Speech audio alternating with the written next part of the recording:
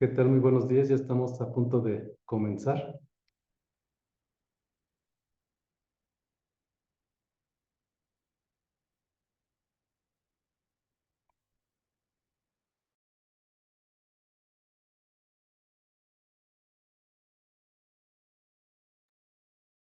¿Qué tal, Padre Eduardo? Qué gusto saludarlo. No se escucha su micrófono. Ya. Esperemos que ahora sí no se nos vaya la línea. Parece que no, ya todo muy bien. Ya lo Sí, escucho muy bien.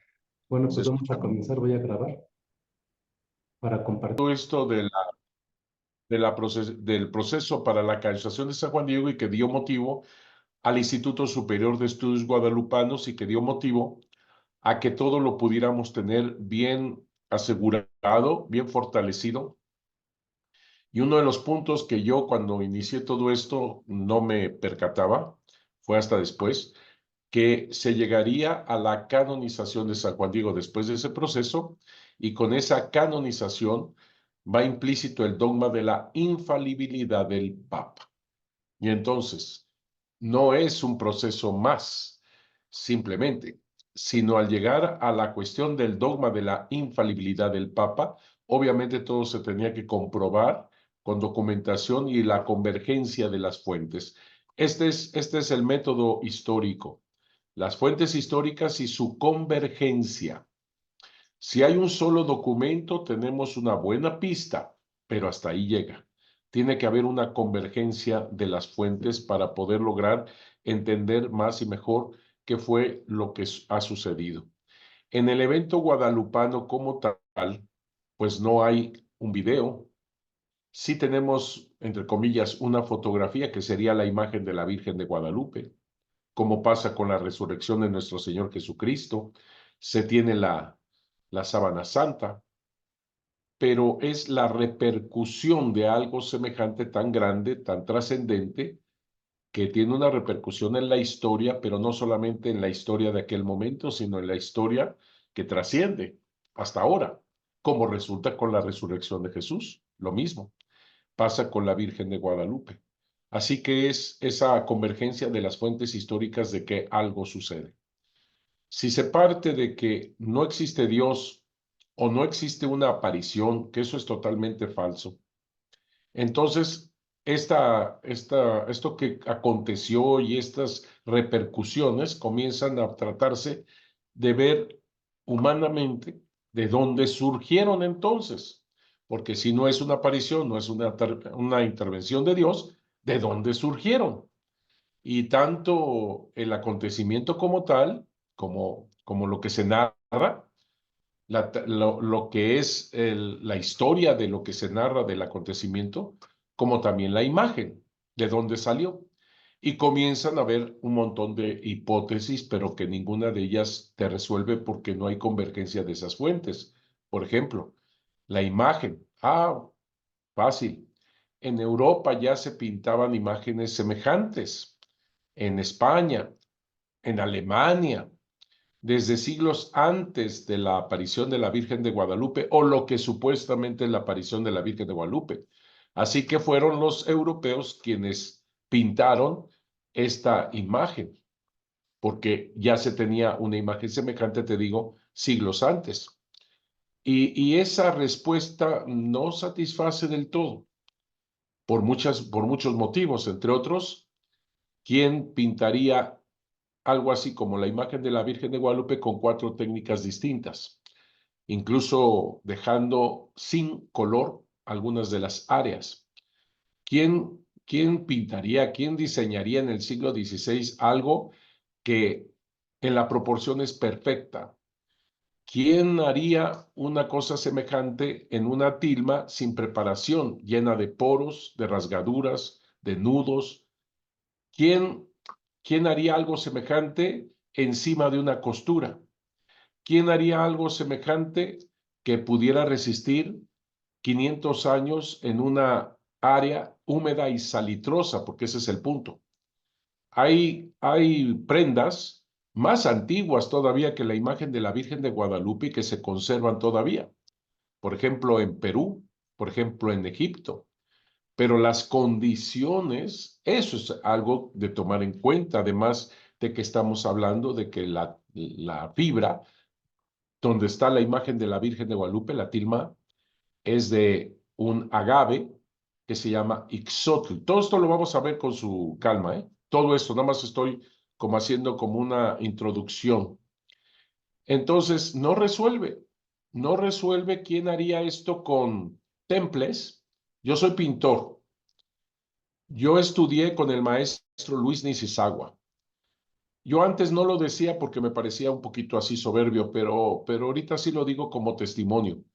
En mis aperturas de exposiciones, el maestro Luis Nisizagua me hizo el honor de abrir tres exposiciones de las 40 y tantas que tuve, y la última fue en el Centro Cultural Siqueiros, en Insurgentes aquí, y en la cual, en esa exposición, también vino Tamayo a ver la exposición. O sea, antes no lo decía, te digo, porque me parecía que era medio fifí eso, ¿no? Pero ahora sí lo digo como testimonio de que sí te está hablando alguien que sí sabe, sí sabemos pintar temples. Y el temple, para los que nos estén escuchando y posiblemente sean pintores, que te digo, yo estudié en la UNAM, por eso le voy a los Pumas, pase lo que pase. Y entonces veo que no se puede hacer algo semejante porque el temple es a base de agua, huevo y el color que se le ponga. Se chorrea, se chorrea en una tilma semejante, llena de poros. Lo vamos a ver, lo vamos a ver. Se chorrea. Es como pretender, para que me entiendas, es como pretender pintar en un mantel con vino tinto o con agua de Jamaica. La manchas, lo manchas, pero no diseñas. Eso es lo que tiene la imagen. Entonces no resuelve eso de que fue pintada. Y luego si me dicen que hay muchas imágenes semejantes en Europa, por supuesto, claro que sí. ¿Por qué? Porque esos autores están tomando lo que ya Dios diseñó, vamos a llamarle así, con su palabra. Apocalipsis 12. Una mujer vestida de sol con la luna debajo de sus pies está a punto de dar a luz. Bravo por los pintores europeos que tomando la palabra de Dios en Apocalipsis 12, la plasmaron. Y luego, cuando se habla de la Inmaculada Concepción, se le añade a esa descripción la figura de la serpiente que está pisando María, según también Génesis, que la mujer pisará la serpiente. Y entonces es una manera que los pintores son ayudados, digamos, por estas creatividades para diseñar algo que la gente entienda que ella pisa al demonio, a Satanás, a la serpiente. Qué interesante que la Virgen de Guadalupe no está pisando una serpiente, no está pisando una serpiente porque en una perfecta inculturación ella sabe que los indígenas tienen a la serpiente como algo bueno, el líquido precioso, el agua, la fecundidad, etcétera, etcétera. Así que qué bueno por los pintores europeos que plasman esto siglos antes, pero eso no impide que Dios, en su manera de expresión del signo que pide el obispo, haya tenido a bien plasmar su propia palabra, Apocalipsis 12. Y si todavía lees Apocalipsis 21, me parece que esto lo dejé de tarea, me parece, si no, pues tómenlo como tarea. Lean Apocalipsis 12 y Apocalipsis 21. Posiblemente Apocalipsis 21 no les suene qué relación tenga con la Virgen de Guadalupe, pero léanlo, lo vamos a ver. Es una relación tremendamente fuerte con la Virgen de Guadalupe. Lo vamos a ver. Entonces, aplaudimos a los pintores de Europa que tomaron la palabra de Dios para sus diseños. Pero eso no impide que Dios en 1531 haya querido manifestar el signo según su propia palabra. Eso no impide. Y te digo, no resuelve eso de que haya sido pintada. No resuelve tampoco que la hayan traído de Europa, de Extremadura, España, donde hay un monasterio dedicado a Guadalupe, no María de Guadalupe, Guadalupe solamente porque el río no se llama María Guadalupe, se llama Guadalupe el río. El pueblo se llama Guadalupe y el monasterio le pusieron Guadalupe, nombre árabe, árabe. Y aquí está un punto también sumamente importante en toda la inculturación de la Virgen de Guadalupe que ya veremos. Ella quiso ese nombre. ¿Por qué no resuelve? ¿Por qué no resuelve de que haya sido de Extremadura, España? Porque hay documentos, lo vamos a ver, donde son los españoles quienes no, atiende bien por favor, no quieren que la Virgen del Tepeyac se llame Guadalupe. Y ella no se llama solamente Guadalupe, ella tomó el nombre María de Guadalupe. Entonces, ¿cómo es posible que la rechacen los españoles? Todavía un misionero como nosotros conocemos, Fray Bernardino de Sahagún, habla de ella diciendo, ¿no será acaso esta imagen satánica? ¿Sí? Y lo vamos a ver con sus propias letras. Como Fray Bernardino de Sahagún, uno de los primeros misioneros, que llegó en 1529 aquí, ¿cómo es posible que diga algo semejante en contra de la Virgen de Guadalupe del Tepeyac? ¿Acaso no será satánica? Si la hubieran traído de Extremadura, España, la gran devoción de la reina Isabel, ¿cómo es posible que diga algo semejante? Todavía más, mandaron de Europa un Jerónimo, porque los Jerónimos eran los encargados del monasterio de Guadalupe en Extremadura. Y este Jerónimo habla más bien diciendo que se le quite el nombre. Así te lo voy a dejar así para que cuando llegue la clase, pues ya lo veas tú con tus propios ojos todo lo que ellos escriben. Es muy interesante esto porque nos ayuda a entender de que no la trajeron de España ni la querían. Recuerdo que vinieron aquí al santuario, yo estoy transmitiendo desde el Instituto Superior de Estudios Guadalpanos del Tepeyac. Aquí estamos en el Cerro del Tepeyac actualmente, ¿eh? Así que qué bonito que la clase que están recibiendo es desde el mero Cerro del Tepeyac. Y a mí me da tanto gusto el poderlo transmitir desde aquí, por supuesto, pero es donde el internet más o menos está mejor. Hay una cosa muy interesante en esto que te estoy diciendo, porque te digo que vinieron de España para filmar un documental, que por cierto se va a exhibir la película, pero ya no me vinieron a ver, yo creo que pues no llené las expectativas, ¿no? De lo que ellos querían, porque ellos venían en plan de que decían, vino de España, de Extremadura, ¿no? Así como que no había duda.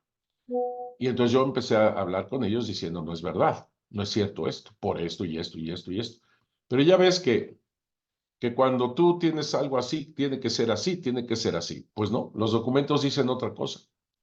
El caso es que fui con ellos a la primera ermita, que te voy a mostrar algunos vestigios. Y le digo, esta es la primera casita. No lo podían creer, no lo podían creer. Los vestigios, si no los conoces, pues a ver si organizamos, señor Miguel Rosas, a ver si organizamos algún tour, ¿verdad? Para los que puedan y vengan a ver directamente los vestigios de la primera ermita y se darán cuenta que es de adobe, piedra y adobe, 3x6, horrible, con todo respeto a la ermita, pero es de verdaderamente, como lo dijo este Jerónimo, es miserable el lugar. Es nuestro Belén, es nuestro Belén. Así es una cosa, y yo les dije, esta es la gran devoción de la reina que hizo un monasterio allá de oro y plata, Zurbarán en Extremadura, pinturas por todos lados de Zurbarán, y todo es oro, plata, preciosísimo el monasterio, por si no lo conoces, ¿eh?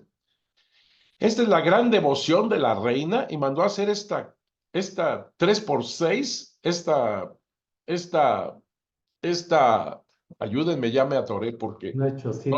no sé cómo manifestar ese pobre jacal, ándale, ese pobre jacal de piedra y lodo, adobe, pues, horrible, y luego en un ambiente húmedo, salitroso, como el Tepeyac, Y luego en un lugar donde ni siquiera era camino, porque no era camino, sino que dejaba libre el lago salado de Texcoco porque eran secas y entonces bajaba el nivel del lago y entonces Juan Diego pudo haber hecho esa vuelta donde él fue el primer peregrino, lo vamos a ver, donde llega en el llano del Tepeyac y donde quiere la Virgen de Guadalupe, ahí su casita sagrada. O sea que se inundaba cada rato que había lluvias, se inundaba. Ahí estaba la imagen, ¿te das cuenta?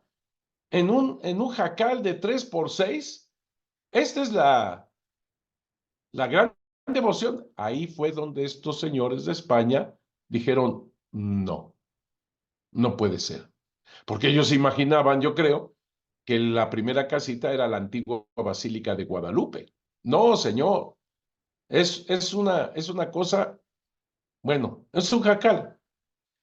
Así que no hay tal de que hayan traído la imagen de la Virgen de Guadalupe, y como lo decía en sus dos cartas, en 1574 una y en 1575 la otra, se encuentran en el archivo de Indias, allá en Sevilla, las cartas de este Jerónimo, Diego de Santa María, quien vino aquí. Bueno, todo esto es una introducción, como te digo, no te preocupes, lo vamos a retomar en el momento, incluso con los documentos que van a ver. Así que no hay tal.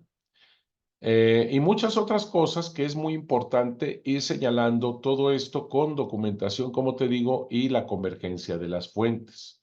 Así que si me permiten, vamos a iniciar para que vayamos viendo entonces qué es este acontecimiento guadalupano que atrae y que atrajo desde el primer momento a millones de conversiones, y no me estoy refiriendo solamente a los indígenas.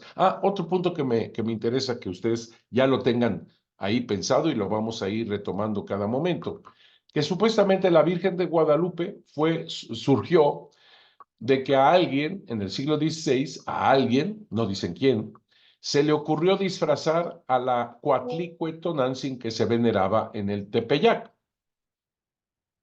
Eso es totalmente falso y anacrónico.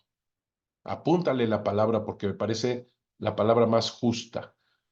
Anacrónico, fuera de historia, fuera de realidad y fuera de toda documentación, por supuesto. Pero vuelvo a repetirte, no hay Dios, no hay aparición o estas cosas, y dices, ¿de dónde surgió? Es que en el Cerro del Tepeyac hay estas deidades femeninas, como la Coatlicue Tonantzin, que se veneraban ya entonces, y entonces, pues claro, disfrazaron, confundieron lo que quieras, a la Virgen de Guadalupe con la Coatlicue Tonantzin, no tomó estas características de la Coatlicue Tonantzin, y por eso tuvo tanto éxito entre los indígenas, y por eso, Pues tampoco, no resuelve, no resuelve. ¿Por qué? Te digo que es anacrónico. Porque estamos hablando del siglo XVI, señores, señoras, estamos hablando del siglo XVI. En el siglo XVI, a ningún misionero que venía en plan de hacer una batalla cósmica en contra del diablo, y todas las obras de los misioneros era destruir la idolatría. ¿Alguna duda? Lee los coloquios, que son los primeros momentos de diálogo entre los indígenas y los franciscanos, y estos coloquios, el original se encuentra en el Archivo Secreto Vaticano, pero ya está publicado, lo hemos publicado, y una de las publicaciones es la de Miguel León Portilla, los diálogos o coloquios, y te darás cuenta cómo llegan los misioneros a decirle a los indígenas, escupan, vomiten, destruyan a sus idolatrías, cosa que les molestó a los indígenas y se alteraron. Dice, al hablar así nos ofendes, etcétera, etcétera, ¿no? Pero vienen en ese plan, porque ellos ven, ponlo desde el área positiva, por favor. Los misioneros vienen aquí para liberar a los seres humanos indígenas del demonio y hacerlos que militen bajo la cruz de Cristo con el bautismo. Cosa que les provocó un gran problema con los primeros conquistadores, quienes incluso, escucha bien, intentaron asesinar a los misioneros, así como lo estás escuchando. Los mismos conquistadores trataban de matar a sus misioneros por andar bautizando, queriendo bautizar. Déjalos así, porque así justifico, porque estoy yo en un territorio y en una cultura que no pertenece a la española, esclavizando a sus habitantes, porque así justifico, te digo, diciendo, son cómplices del diablo, son animales, y entonces puedo esclavizarlos. Mientras que los misioneros, arriesgando su vida, y empezando también por el obispo, Fray Juan de Zumárraga, quien esquivó una lanza de Diego de Delgadillo que lo intentaba asesinar en el corazón. Así, como ¿qué está hablando el padre? Pues esos son los documentos históricos, ¿verdad? Lean la carta de Fray Juan de Zumárraga de 1529, cuando narra todo esto al rey. Y todo esto lo vamos a ver. Entonces, ¿a quién se le ocurriría siquiera disfrazar a una idolatría que es Satanás, que es el diablo? ¿A quién se le ocurriría disfrazar con engaños al príncipe del engaño, que es Satanás, y hacerlo pasar como la madre de Dios, Guadalupe, para atraer a todos estos tontos a la iglesia católica, a la verdad de la iglesia católica, usando al diablo y al engaño? Es absurdo, simplemente es ridículo. Es como si un sacerdote actualmente tomara la Santa Muerte para evangelizar, porque tiene mucha popularidad la Santa Muerte. Es absurdo, es ridículo. Imagínate en el siglo XVI. Y otra cosa que no toman en cuenta nuestros hermanos que de repente lanzan esta cosa. Está la Santa Inquisición en el siglo XVI. No les temblaban la mano para quemar a alguien, así lo dice, que inventara cosas inciertas o falsas. Fíjate nada más. Pero hablando de la Iglesia Católica y de la dogma católico, ni se les ocurre pensar que alguien va a tomar una idolatría para engañar. Jamás, jamás. Pues si así están, padre, pero eso no se hizo en México. Claro que sí. Tenemos una lista de todos los que Fray Juan de Zumárraga mandó a prisión por andar otra vez en sacrificios, en idolatrías y todo eso. Y no le tembló la mano para poner en el brazo secular, para que lo quemaran, a don Carlos de Texcoco, Fray Juan de Zumárraga, por andar otra vez con cuestiones idolátricas. ¿Cómo ven? O sea, esos documentos históricos. Así que si a alguien se le ocurriera hacer algo semejante, no le temblaba la mano para quemarlos en plaza pública. Y tercero, todos los concilios de la época señalan pena de excomunión. O sea, si te librabas de la quemada, pena de excomunión. No te libras de allá, fuego eterno. O sea, así están las cosas en el siglo XVI. Por eso es anacrónico eso de pensar de que se haya tomado al demonio para disfrazarlo de Virgen de Guadalupe porque me resulta cómodo. Es absurdo, simplemente ridículo. Perdón que lo diga, pero es así. Porque están en contra de todo lo que pasaba en la época de, sobre todo, vuelvo a repetir, del siglo XVI y XVII y XVIII, ¿verdad? Cuando dura toda la Inquisición. Bien. Todo esto lo vamos a ver con documentación, pero qué bueno que ya se los estoy comentando para que cuando vayamos viendo prueba con prueba, documento tras documento, ustedes vayan releyendo esto que ya estoy diciendo desde ahora, que para algunos posiblemente les resulte un poco gratuito, porque lo estoy haciendo como síntesis de introducción, pero lo vamos a ver con documentos. Así que ni fue traída de España, ni surge de una idolatría que alguien haya inventado. Y la repercusión está ahí. Y te voy a decir otra cosa, que no solamente se convirtieron los indígenas, que hubiera surtido algo con respecto a la Cuatlicuetonal sin hacer algo semejante, sino es la gran conversión de los españoles que vivían aquí también. Es más espectacular la conversión indígena porque son millones, pero también es espectacular la conversión de los españoles, como lo manifiesta un documento muy interesante de 1556. Estamos hablando de poco después de la aparición. Si tomas en cuenta que Juan Diego muere en 1548, el documento es de 1556, información de 1556. Se ha discutido mucho este documento, lo vamos a ver por qué. Para mí es genial, porque además no es un solo documento la información de 1556, es un compendio de documentación que habla de ella.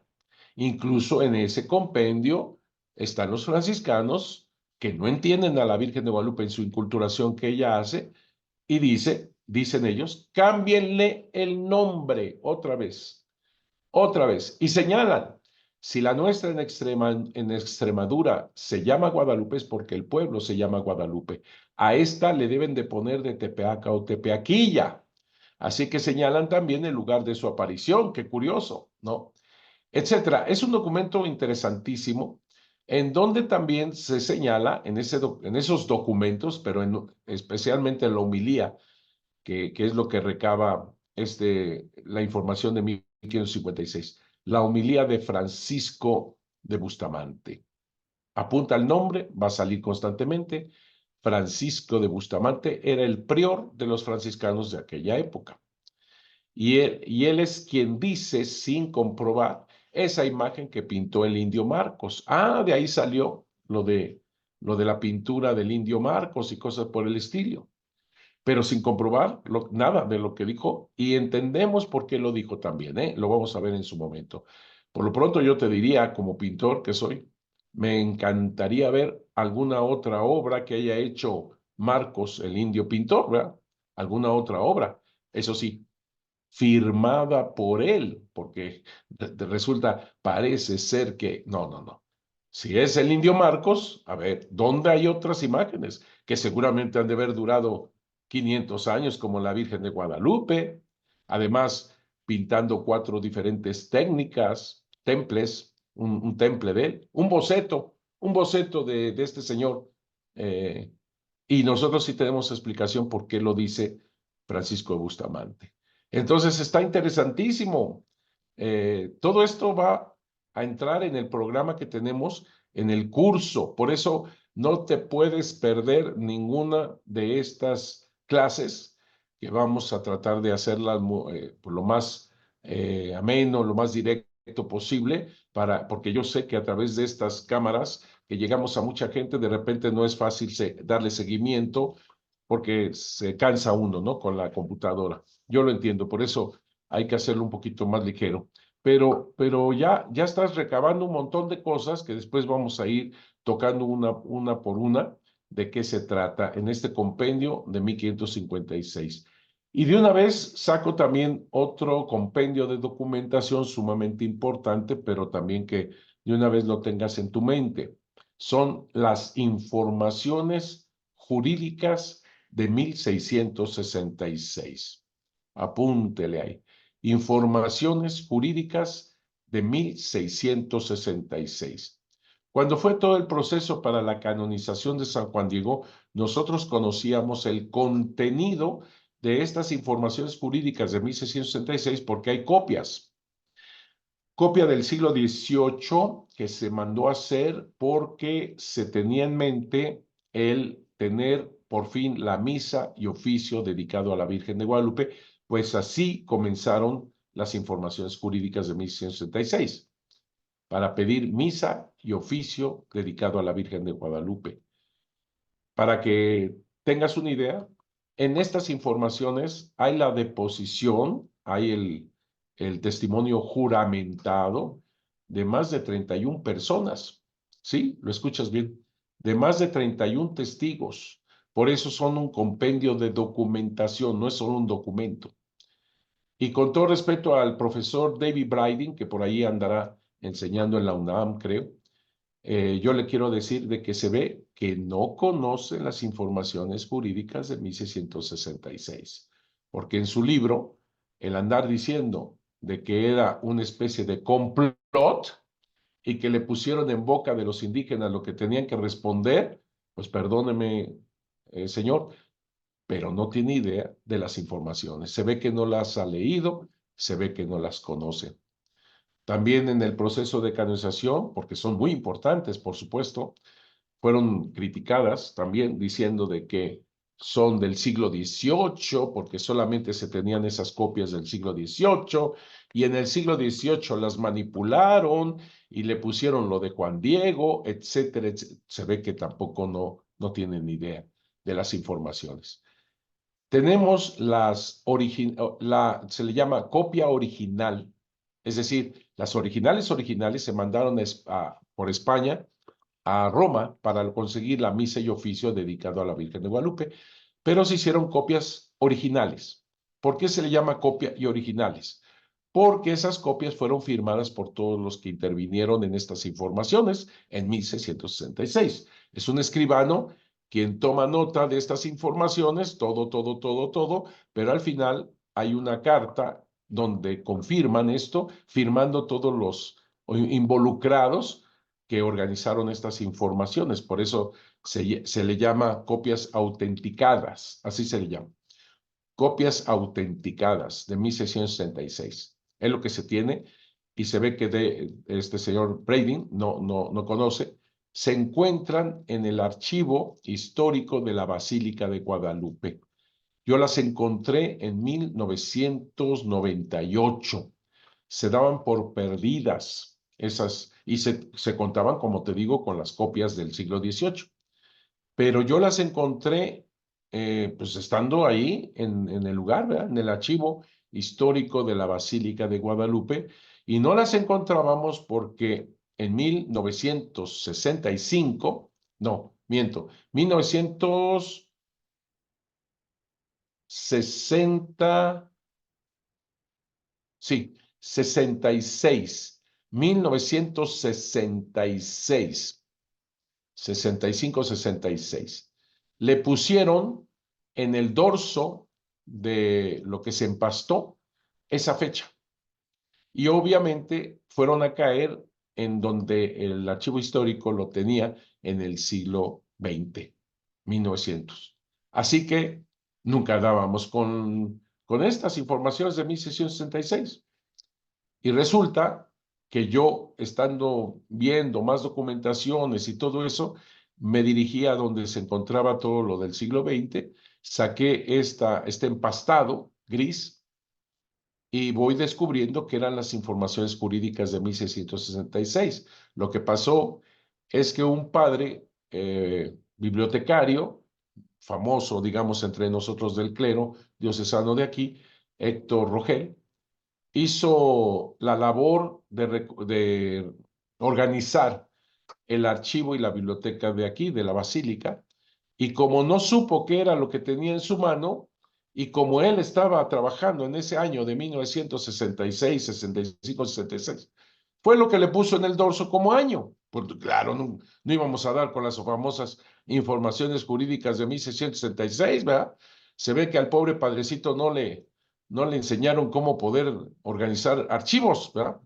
En fin, el caso es que yo así lo veo, gracias a la Virgen de Guadalupe en el momento justo, los encontré. Y como sabía que eran muy atacadas, las llevé a Roma, hice la paleografía, se publicaron los libros, se los voy a enseñar, y entonces ya salieron las famosas informaciones jurídicas de 1666. Y no es ningún complot, como dice este señor, sino que son jurídicas, es decir, tienen un marco, una estructura jurídica. Un ejemplo de esto que nos va a ayudar es, por ejemplo, cuando tú tienes tus escrituras de tu casa. Se parecen, son muy similares seguramente a las escrituras de tu vecina o a las escrituras de algún otro que está aquí escuchándonos. Muy parecido, porque es un elemento jurídico y empezará muy semejante, pero hay que leerlo profundamente y se sabrá que las colindancias no son las mismas, que el metraje del terreno no es el mismo, etcétera, etcétera. Obviamente, por eso hay que leerlo a fondo. Pero si tú lo lees por el barniz, pues dices, es lo mismo. No, no es lo mismo, no es lo mismo. Cada cosa es distinta. Igualito las informaciones jurídicas de 1666. Se le olvida a este señor, porque él dice que es un complot que pusieron en boca de los indígenas, se le olvida que no todos los indígenas dicen lo mismo.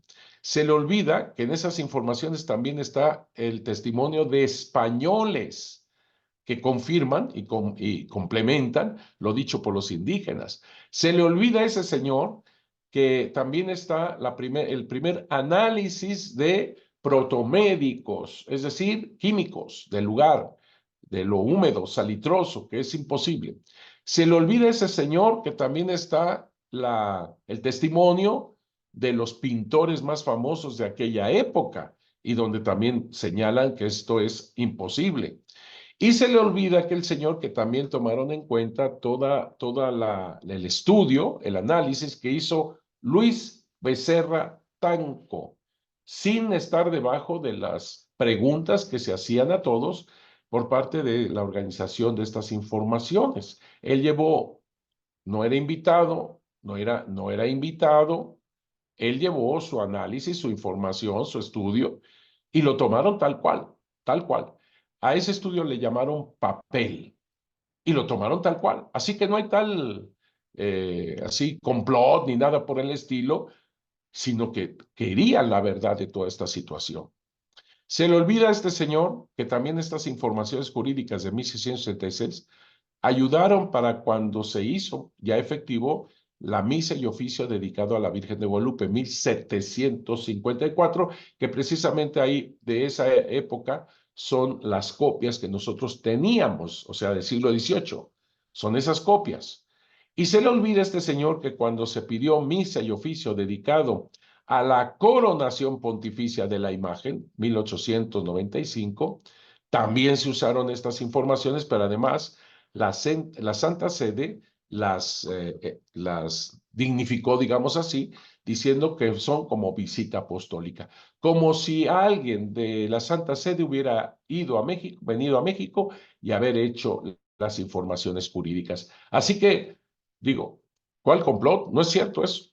Entonces, y son interesantísimas las informaciones jurídicas. Lo vamos a ver en todo este programa. Así que, como ves, el curso que estamos teniendo, todavía no termino la introducción, pero bueno, el curso que estamos diciendo, te podrás imaginar que los pocos momentos que vamos a tener van a ser realmente pocos.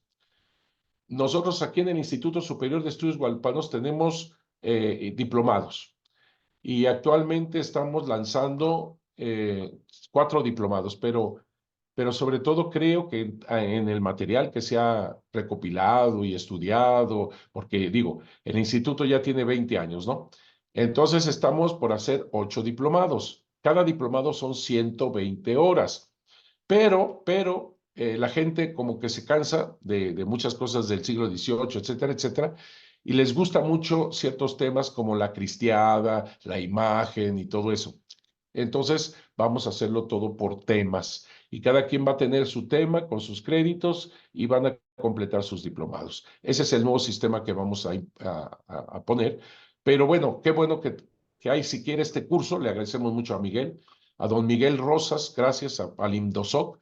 Y por cierto, aquello que tienes atrás, esa imagen que dice Nican Mopowa, esa es la publicada por Luis Lazo de la Vega, que lo publicó en náhuatl, pero los caracteres son latinos, pero publicados.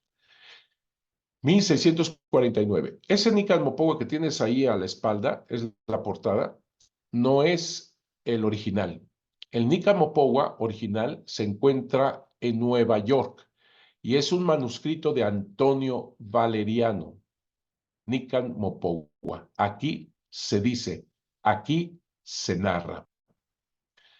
Lo importante del Nican Mopowa es que nos narra precisamente todo el evento guadalupano. Esto es gracias, apúntele ahí por favor, porque este Nican Mopowa es muy importante. Antonio Valeriano es el autor, lo sabemos por muchos documentos, entre otros los de Carlos de Sigüenza y Góngora, que tiene los originales. Él tenía los originales del Nican Mopowa, manuscritos por Antonio Valeriano, porque ahí lo dice. Yo conozco la letra de Antonio Valeriano porque yo heredé todos los documentos de él. Gracias a Fernando de Alba Ixtlilxóchitl, apúntele ahí. Fernando de Alba Ixtlilxóchitl escribe en 1590, más o menos. El Nican Mopowa es de 1545, 1546. Con todo respeto a Miguel León Portilla, con el cual yo pude dialogar esto, él lo pone tentativamente en 1556. Y yo le dije, maestro, no estoy de acuerdo. Ya qué bueno que lo puso en el siglo XVI, porque algunos andaban diciendo que es en el siglo XVII, XVIII, ¿no? El Nican Mopowa es de 1545, 1546, porque en su narrativa, por ejemplo, cuando dice el recién llegado obispo, Fray Juan de Zumárraga, él, el recién llegado obispo, Zumárraga, había llegado a México en 1528.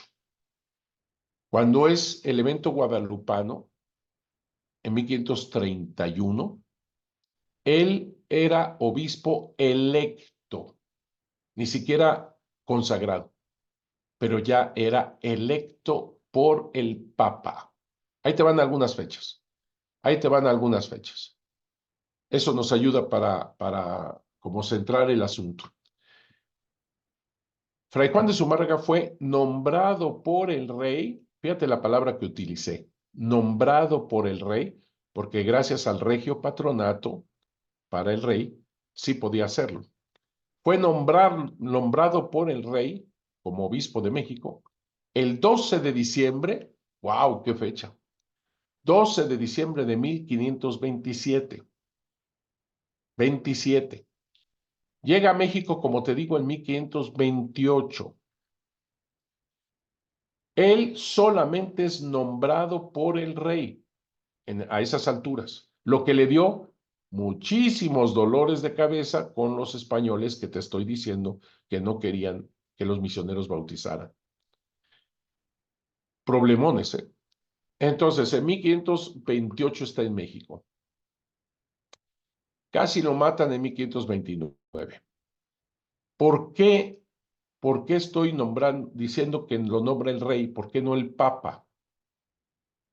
Porque hay el regio patronato, como te digo, pero también hay una situación problemática. En Roma se da el saqueo de Roma en 1527. Es cuanto más robos y terrible ha sufrido Roma por el ejército del emperador Carlos V, muchos de ellos eran protestantes, y Roma sufrió lo que se ha dicho en la historia, el saqueo de Roma, o sea, el robo de Roma, el saqueo de Roma. 1527 fue una experiencia terrible para la pobre Roma y eso distanció al Papa con el emperador Carlos V. Cuando se logran las paces, cuando ya se logra paz entre el emperador, que supuestamente lo tenía que proteger, pero bueno, y el Papa, apúntele ahí, fue ya en 1530. 1530.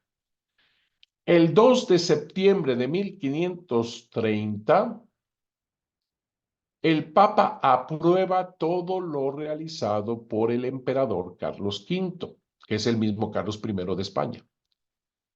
Y por ello se funda, ya con la aprobación del Papa, la diócesis, todavía no es arquidiócesis, la diócesis de México, de Ciudad de México, y su primer obispo, Fray Juan de Zumárraga. Así lo declaran también los documentos del Vaticano. 2 de septiembre de 1530. Así que podemos decir que ahí, en esa fecha, es obispo electo Fray Juan de Zumárraga, electo por el Papa. Así que cuando la Virgen de Guadalupe envía a Juan Diego ante Zumárraga, es un obispo aprobado por la Iglesia, es un obispo aprobado por el Papa. Todavía no es consagrado. Fray Juan de Zumárraga es consagrado, apúntele ahí para que tengas todas las fechas, el 27 de abril de 1533 en Valladolid, España. 1533. Y en 1534 regresa a México. ¿Ok? Él muere en 1548. que te sirvan estas fechas para enmarcar un poquito a Fray Juan de Zumárraga. Así que es importante. Otra cosa que incluso estaba diciendo la vez pasada es esto. El Nican Mopogua de 1546, y por eso salió todo esto de Zumárraga, al decir un obispo, recién llegado obispo, tiene toda la razón hasta 1546. Porque en 1546, claramente el 12 de febrero de 1546, Fray Juan de Zumárraga ya no es obispo, es arzobispo. 1546. Si la narrativa del Nican Mopogua hubiera sido escrita después del 12 de febrero de 1546, lo hubieran puesto el recién llegado arzobispo de México, porque ya tiene ese nombramiento. Así que, para mí, el Nican Mopogua fue escrito entre 1545 y 1546, por este motivo tan importante. Los documentos que después se hacen, como por ejemplo la relación primitiva, que es el primer documento que viene en los testimonios históricos guadalupanos del libro de Ernesto de la Torre Villar, Ernesto de la Torre Villar, Testimonios Históricos Guadalupanos, y pone antes del Nican Mopogua la relación primitiva. Y yo a don Ernesto, que conocí personalmente, si hubiera conocido esta obra, porque fue hecha en 1982, ¿verdad? Si yo lo hubiera conocido un poco antes, le hubiera dicho, te equivocaste. Igual que Ramiro Navarro, que es el otro autor de estos testimonios. Se equivocaron al ponerlo antes y al decir que es antes del Nican Mopogua. ¿Por qué? Porque en la relación primitiva se habla de arzobispo Zumárraga. Y eso ayuda a entender que es posterior a 1546. No era antes. Y así que el Nican Mopogua es antes. Ok. El Nican Mopogua no es por el Nican Mopogua que nosotros sabemos del evento guadalupano. Me voy a explicar. Porque sí lo es, pero no lo es. Sí lo es, pero no lo es. ¿Por qué? Porque el Nican Mopogua, que narra maravillosamente todo esto, de Antonio Valeriano, él escuchó de boca de Juan Diego los sucesos, lo que pasó, de boca de Juan Diego. Lean, por favor, Francisco de Florencia, su libro escrito en 1688. Él habla de eso, incluso Francisco de Florencia lo pone entre 1540, el Nican Mopogua, a 1548, queriendo decir con ello que fue Juan Diego el que transmitió los acontecimientos a Antonio Valeriano, que los escribe. Ok. Así que la fuente es muy buena. Juan Diego con Antonio Valeriano, y escribe Antonio Valeriano los sucesos. No solamente Juan Diego, porque también ahí viene lo del tío, etcétera, porque también el tío forma parte de esto como testigo, ya que no es a Juan Diego a quien le da su nombre completo, Santa María de Guadalupe, sino que es al tío.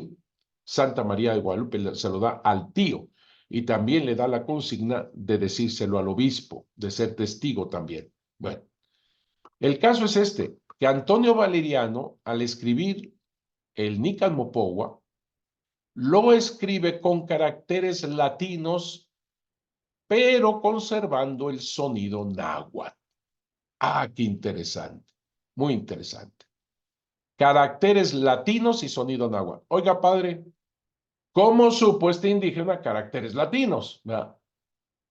Y es que en 1536, concretamente el 6 de enero, a ver, ¿qué celebramos el 6 de enero? ¿Qué celebramos el 6 de enero? Perfecto, no les escuché nada, pero es la Epifanía. Reyes Muy bien, Magos. la Epifanía. Es decir, Jesucristo Salvador de todos, ¿verdad?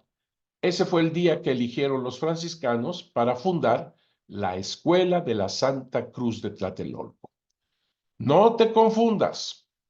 Los franciscanos en Tlatelolco, un pueblo, ¿verdad? El mercado más grande de América Latina, de América incluso, en ese entonces. Ahí fundaron una doctrina donde iba Juan Diego al catecismo, en esa doctrina de Tlatelolco. Pues no solamente se conformaron con la doctrina, sino que ahora fundan el Colegio de la Santa Cruz, 1536, el 6 de enero de 1536. Y ahí entran indígenas nobles que trataban, bueno, los nobles que tenían una educación calmecac, ¿verdad? En el calmecac, y que eran nobles, sabios. Ahí entra el jovencito de 16 años, Antonio Valeriano. Tendría 16 años Antonio Valeriano cuando entró al Colegio de la Santa Cruz, en 1536. Si el Nican Mopogua te estoy diciendo que es en 1545, 1546, estamos hablando de que él tiene ya 10 años en el Colegio de la Santa Cruz. Por lo tanto, tendría alrededor de unos 25, 26 años cuando lo hizo Antonio Valeriano. ¿Y qué enseñaban, además de muchas otras cosas más, pero qué enseñaban en este Colegio de la Santa Cruz? Español, latín, caracteres latinos. Ah, con razón. Con razón Antonio Valeriano sabía caracteres latinos para cuando hizo el Nican Mopogua. Y entonces, conservando el náhuatl original de Juan Diego, puso todo con caracteres latinos. Ve el título, Nican Mopogua. Lo puedes leer. ¿Pero qué dice? Necesitas saber náhuatl. Por lo tanto, el Nican Mopogua, escúchame bien, nadie lo conocía. ¿Por qué? Porque los indígenas no sabían caracteres latinos. Estoy hablando de la gran masa de indígenas. No te estoy hablando del grupito que entró en la Santa Cruz y algún otro que supiera gracias a algún franciscano. Estamos hablando de un grupititititito pequeñísimo que supiera caracteres latinos entre los indígenas. Te estoy hablando del común. Y los españoles no entendían el náhuatl. Te estoy hablando del grosso de españoles. No te estoy hablando de los unos cuantos misioneros que sabrían náhuatl.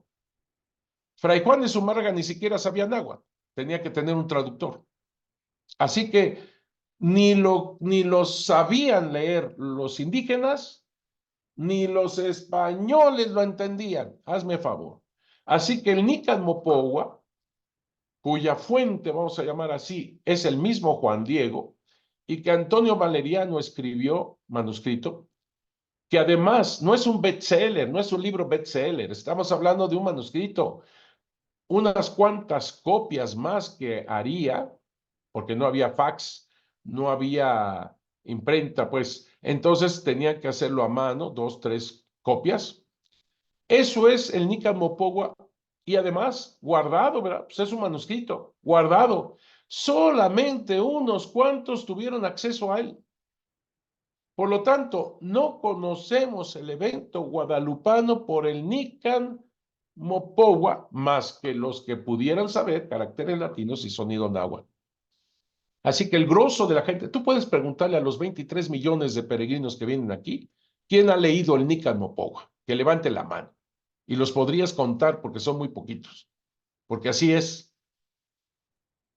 Así que, muy interesante esto del Nican Mopogua. Ojo con esto. Quienes tuvieron acceso, apúntalo. Miguel Sánchez, en 1648. Luis Lasso de la Vega, 1666. Perdón, 1649. Luis Becerra Tanco, ahora sí, 1666, y su libro fue publicado en 1675. Son de los pocos en el siglo XVII, Francisco Florencia, son de los pocos en el siglo XVII que manifiestan que lo leyeron, que lo tuvieron en mano. Pero no pretendían traducirlo palabra por palabra, sino que ellos, que lo leyeron, lo manifestaron a su modo, con muchas equivocaciones, porque no pretendían traducirlo palabra por palabra. Por ejemplo, Luis Becerra Tanco, él hizo, como te digo, en las informaciones jurídicas de 1666, lo que se llama papel, que lo tuvieron en mano. Él complementó su obra posteriormente, pero ¿qué crees? ¿Qué crees? Se murió. En 1672 se nos muere este señor, Luis Becerra Tanco. Se nos murió. Pero hay otro señor que se llama Antonio de Gama, quien, atendiendo su obra y viéndola valiosa, publicó su libro en 1675 con el nombre Felicidad de México. Luis Becerra Tanco, te digo, que no pensaba lanzar el Nicamopogua palabra por palabra, sino una síntesis suya. Y ahí dice que Juan Diego fue corriendo por un sacerdote para que el sacerdote lo ungiera, le diera los santos óleos. Como tú o yo, si escribiéramos algo así, fácilmente hubiéramos dicho eso, para buscar un sacerdote para que le diera los santos óleos. Pues no, el Nicamopogua no dice eso. Solamente dice el Nicamopogua para prepararlo a bien morir. No dice santos óleos, no dice unción de los enfermos. ¿Por qué? Porque en 1531 no había unción de los enfermos para los indígenas. No había aceites para los indígenas, porque los aceites eran muy difíciles traerlos de España a la Nueva España. Así que el Nicamopogua es perfecto. Sin embargo, se fue con la finta este señor Luis Becerra Tanco, diciendo que para ungirlo, y se equivoca, porque no pretendía, vuelvo a repetir, traducir palabra por palabra el Nicamopogua, sino solamente lanzar una síntesis, y se le ocurrió lanzar esta cosa que se equivoca. Bueno, este es un ejemplo que te digo de que no pretendían hacerlo palabra por palabra. Padre, cuando tenemos públicamente, ya publicado, pues, el Nicamopogua traducido al español palabra por palabra, ahí te va, ahí te va. Primo Feliciano Velázquez. ¿Qué año? 1926. ¿Qué te parece? El Nicamopogua, palabra por palabra, se traduce hasta 1926. ¡Qué barbaridad! Padre, ¿no hubo otra publicación o algo que se hiciera antes? Por supuesto, incluso en las mismas informaciones jurídicas de 1666, también están en archivos en 1700 y tantos, dos traducciones. Sin embargo, en las informaciones jurídicas volvemos a lo mismo, solamente se transmite una síntesis, una parágrafis, una cosa que no es palabra por palabra. Y lo que se tradujo en el siglo XVIII tampoco se publicó, por eso no se conocía públicamente. Así que es hasta 1926. Es muy valioso, por supuesto, es muy valioso. Ahí te va otro dato que hace poco caí en la cuenta. Uno de los señores que también escriben en contra de la Virgen de Guadalupe es Joaquín García y Casbalceta. Joaquín García Casbalceta escribe en contra en 1883. 1883. Pone 70 postulados en contra de la Virgen de Guadalupe. Por cierto que yo ya terminé un libro donde contesto los 70 postulados. Y es donde me di cuenta, fíjate, hasta a qué alturas, de que lo que él dice, Joaquín García Casbalceta, que no debió de suceder, etcétera, voy al grano, lo dice porque para él el suceso del acontecimiento guadalupano, escúchame bien, no lo tomó del Nicamopogua porque no sabía náhuatl. y aunque lo podía leer como tú, como yo, etcétera, al no saber náhuatl, pues no sabe contenido, más que una que otra palabra que está en español, como obispo, Fray Juan de Zumárraga, Juan Diego, Santa María de Guadalupe, ¿no? Nada más. Así que este señor, Joaquín García Casbalceta, se apoyó en lo dicho por Luis Becerra Tanco, que no pretendía decirlo palabra por palabra. Así que Joaquín García Casbalceta nunca supo el contenido del Nican Mopowa, así como lo oyes. Con razón sale cosas en contra, porque se apoya de alguien que solamente pretende dar una síntesis a su modo. Entonces, padre, ¿cómo es que sabemos del evento guadalupano? Y ahí te va. Apúntalo, por favor. Ya te voy a enseñar. Ya voy a empezar. Déjame ponerte, déjame ponerte el PowerPoint que tengo aquí. Espérame. Ok. Déjame ponerte el PowerPoint. Ustedes me dicen, espérenme tantito,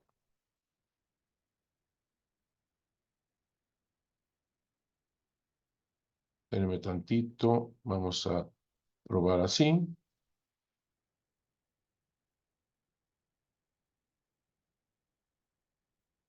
Ustedes me dicen si lo ven, ¿eh? Ya está empezando a abrir. Ahorita le aviso. Ok. Son tres cosas, de una vez te lo voy a decir y lo vamos a ver poco a poquito aquí. Son tres cosas. La fuente primigenia. No abre, ¿verdad? Yo creo que cuando eligió compartir pantalla, no eligió el escritorio o el PowerPoint. Entonces, si Sí, compartir y lo vuelve a... Ah, ya se logra ahí ver. está. Ya está. Nada más que está un poquito lento. Ah, ok. Ahora lo voy a hacer en grande. Lo voy a hacer en grande porque está la imagen ahí. Bueno, mientras se abre, ahí te va. Apúntalo así. Fuente primigenia. Yo así le puse. Eso es lo que yo eh, pongo. Fuente primigenia. Ya se está compartiendo, ¿verdad? Ya se ve completo. Ya se ve completo. Ok. Fuente primigenia. Tres cosas. Uno, tradición oral, comenzando con Juan Diego, porque es la fuente de la tradición oral, tanto para el Nicamopogua de Antonio Valeriano como para esta tradición oral. O sea, todo inicia con tradición oral. No se sabe, como te digo, del evento guadalupano por el Nicamopogua porque no se podía traducir. Actualmente sí, porque ya está traducido, ya está publicado, ya está todo perfecto, maravilloso, lo tenemos con una exactitud brutal. Por eso es tan importante el Nicamopogua, pero sobre todo de Antonio Valeriano. Eh, eh, Fuente primigenia. Número uno, tradición oral. Juan Diego es el principal promotor de la tradición oral. Él es el que cuenta lo que le dice la Virgen en el cerro, ellos están solos, etcétera, etcétera. Otro es el tío, por supuesto, Juan Bernardino, así como todos los que estuvieron en ese acontecimiento, pero lógicamente el más importante es Juan Diego. Tradición oral, número uno. Número dos, la imagen que estás viendo, la imagen como códice o carta de amor. Yo pondría las dos, como códice o carta de amor, porque como códice, obviamente me estoy refiriendo hacia la mentalidad, hacia la visión indígena. Como carta de amor, estoy viendo que la imagen es para el mundo entero, que la sepa captar, digamos, la imagen. Y tercero, los signos de los tiempos. ¿Ok? Los signos de los tiempos.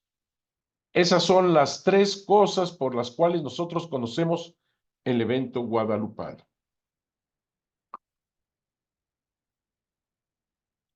Voy a dejar de compartir esta página porque quiero mostrarles, me voy a lanzar un poquito más, porque quiero mostrar ese punto de por qué conocemos todo el evento guadalupano. Esos 3 puntos son muy importantes. La tradición oral que inicia Juan Diego. Posteriormente, la imagen como tal, porque la vamos a ir describiendo como ven los indígenas, pero también vamos a estar describiendo como la ven los españoles, como una Inmaculada Concepción, una mujer del Apocalipsis. Y luego vamos a ir poco a poquito viendo los signos de los tiempos. Uno de los signos de los tiempos más importante, apúntele ahí, es el año de la aparición, el día y el mes de la aparición, el tiempo de la aparición, que es del 9 al 12 de diciembre de 1531. Es el momento de la aparición, uno de los puntos más importantes de todo esto. Aquí está. Lo vuelvo a compartir. Lo vuelvo a compartir. Va. Espero que ahora salga más rápido. ¿Ya salió? Ya se ve, nada más falta que se vea completo. Ya. Ahí está. Ya está. Así que los signos de los tiempos, ahí te pongo una lista como alguno de tantos signos. Lo más importante es el momento de la aparición, obviamente, ¿no? Del 9 al 12 de diciembre. Pero hay otros signos de los tiempos que ahí tienes en lista. Problemas de los misioneros con los conquistadores. Intento de asesinato en contra del obispo. Excomunión y entredicho. Todo esto lo vamos a ver. Titánica misión. Incluso se quiere regresar a España. Temblores. Cometa. Torbellino de fuego. Eclipse. El anhelo de vida exactamente, apunten ese, o tómenle foto, a ver qué hacen. Panquetzalisli. Momento apocalíptico, encarnación y Pascua Florida. Yo pongo entre paréntesis Eucaristía. La encarnación del Verbo y la Pascua Florida que los indígenas captan. Esas son parte de los signos de los tiempos. No pongo aquí, por ejemplo, y también es importante, la conquista misma, la viruela. Híjole, tantas cosas que pasaron en ese momento tremendo y que dan esta fuerza de todo el evento guadalupano. Así que tenemos la imagen portentosa de Santa María de Guadalupe, es un códice, una carta de amor. Juan Diego, principal comunicador del evento guadalupano, se inicia como reguero de pólvora, la tradición oral, y finalmente los signos de los tiempos. Por medio de manuscritos, memoriales, pinturas, dibujos, esculturas, se ve la repercusión de esto que te estoy diciendo. Entre lo más importante es el Nican Mopowa, ya te lo refería, 1545-1546. Hay una copia de la imagen de la Virgen de Guadalupe en Guatemala. Esa copia es de 1543 aproximadamente, 42, 43. Una cosa increíble. Fuimos a verla, ¿eh? Fuimos a verla. Luego, el códice de 1548. Cuando a nosotros se nos presentó este códice, alguno de los que participan, Rafael Tena, el maestro Rafael Tena de la UNAM, está en contra del códice de 1548. Otros están a favor, etcétera. Ayuda mucho eso, ¿eh? Ayuda mucho que se esté en contra y todo lo demás, pues para poder contestar bien. Se contestaron todas las animadversiones en contra del códice 1548, ¿eh? Y es uno de los documentos más comprobados yo creo que del siglo XVI, de todo el siglo XVI. Es un documento sumamente importante y comprobado por cuestiones técnicas de la UNAM. El padre Javier Escalada, gracias a Dios, tuvo pues ahora sí que la iniciativa de disponer este documento que le habían, no se lo entregaron porque no le perteneció a él, pero se lo mostraron, porque Javier Escalada estaba haciendo su enciclopedia ya estaba en imprenta cuando le llegó a su conocimiento este documento de 1548. De hecho, fíjate, nosotros como postuladores y todo esto de la causa de canonización de San Juan Diego, queríamos ponerle a este documento Códice Escalada, pero los primeros que protestaron y los primeros que no les gustó la idea fueron a los dueños del documento, una familia, y querían que mejor se pusiera el nombre de su abuelo, que lo tenía, etcétera, etcétera. Para evitar problemas, incluso el mismo Javier Escalada dijo, no, no, no, no, vamos a poner el nombre de este documento según la fecha que tiene hasta arriba, 1548.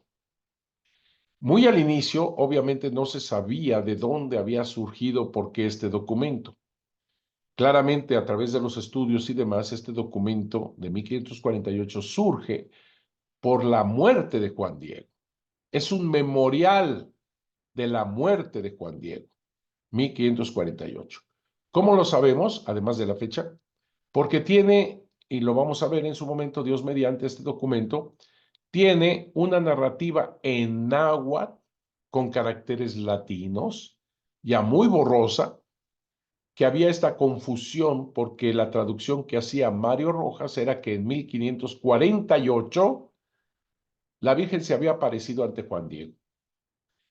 Javier Escalada, que no sabía náhuatl, pero él en sus pues cálculos y lo que sea, decía, no, no puede ser, porque la Virgen se apareció en 1531, no puede ser 48.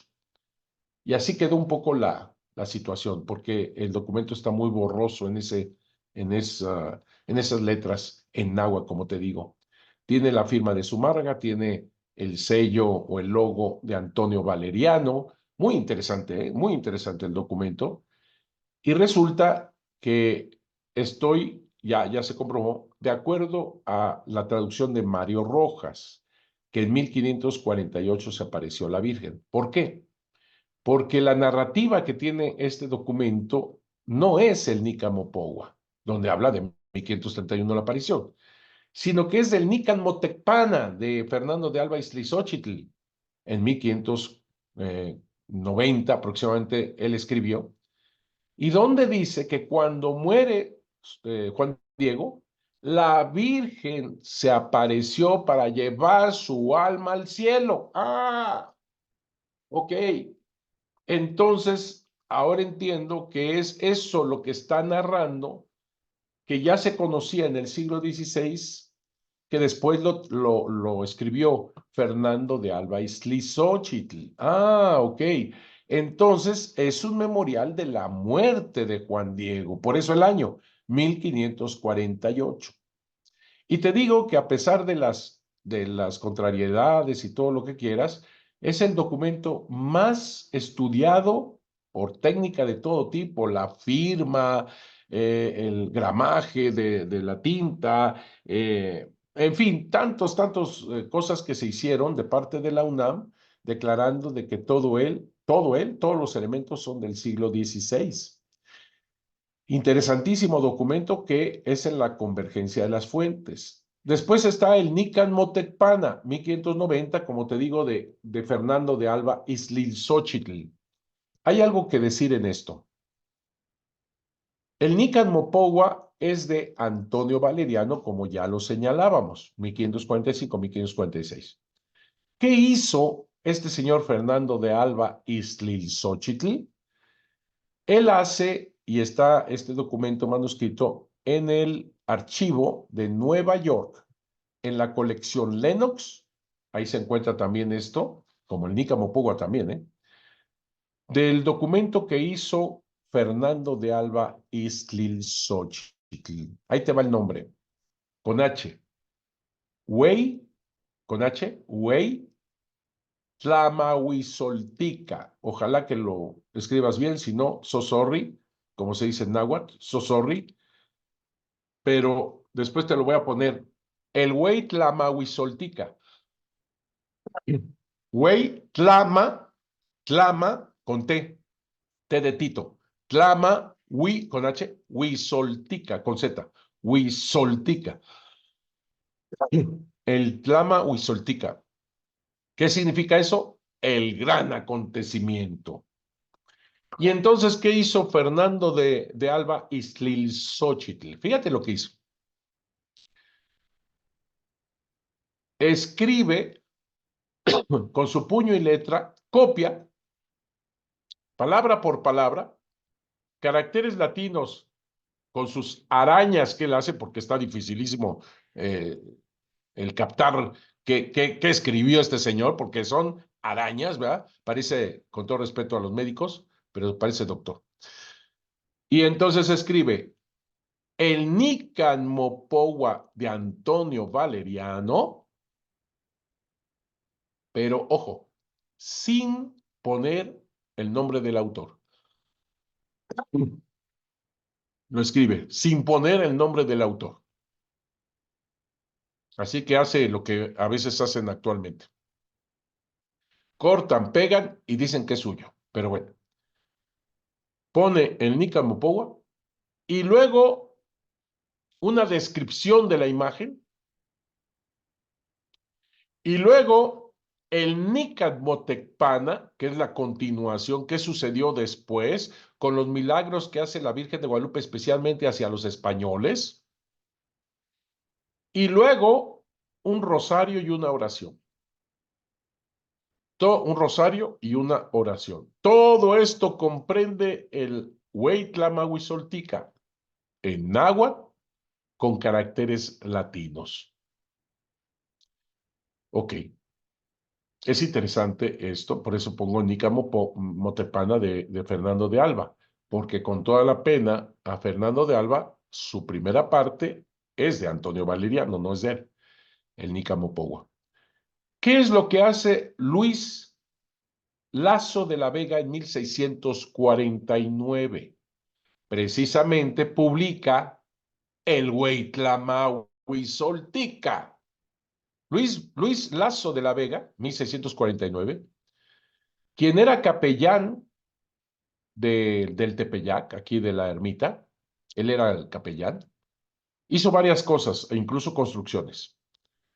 Por ejemplo, hizo baños de lo que actualmente es el Pocito.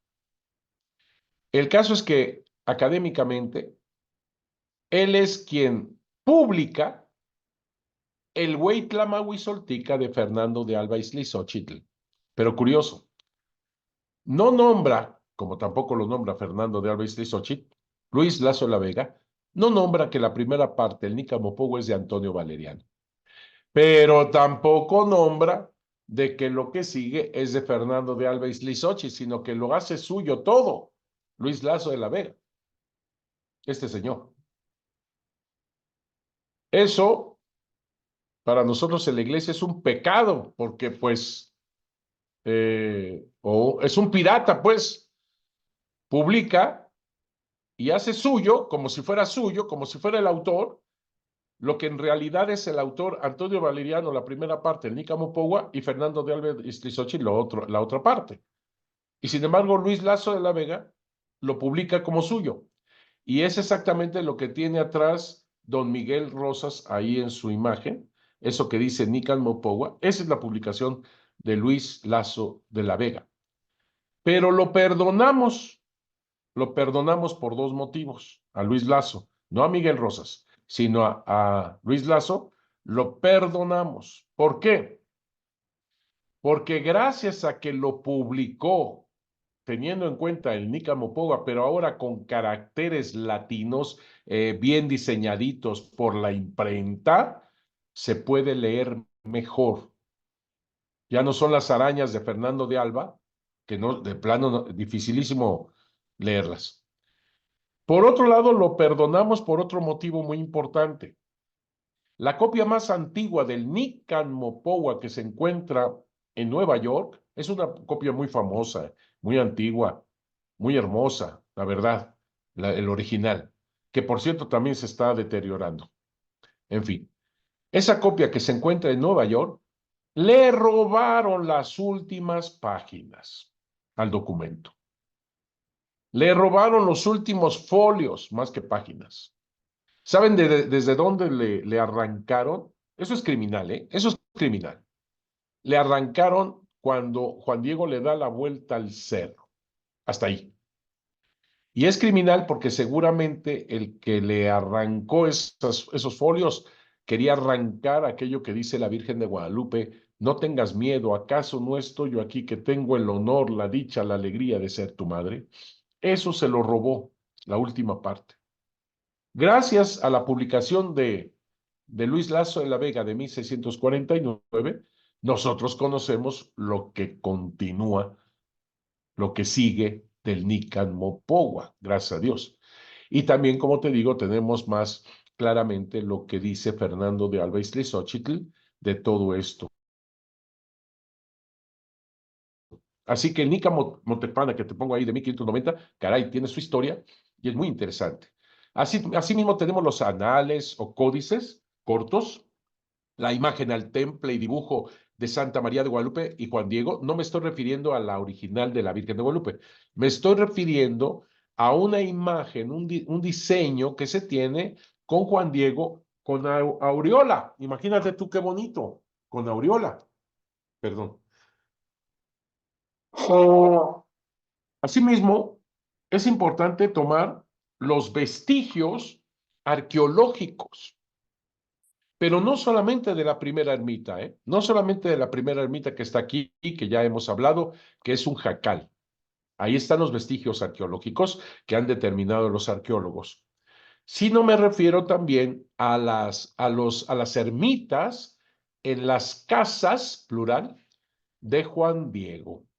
¿Cómo? Así es.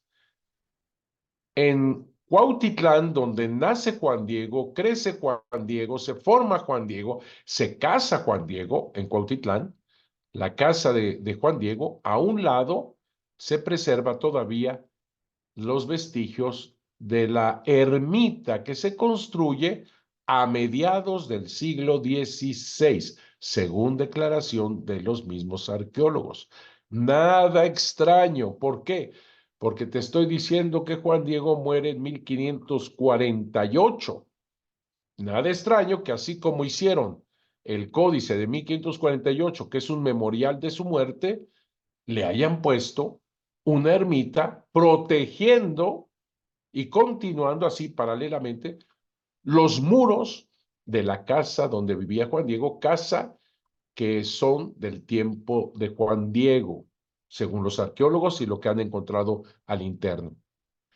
Otra ermita, perdón, fue hecha en los vestigios de la casa de Juan Diego en Tulpetlac.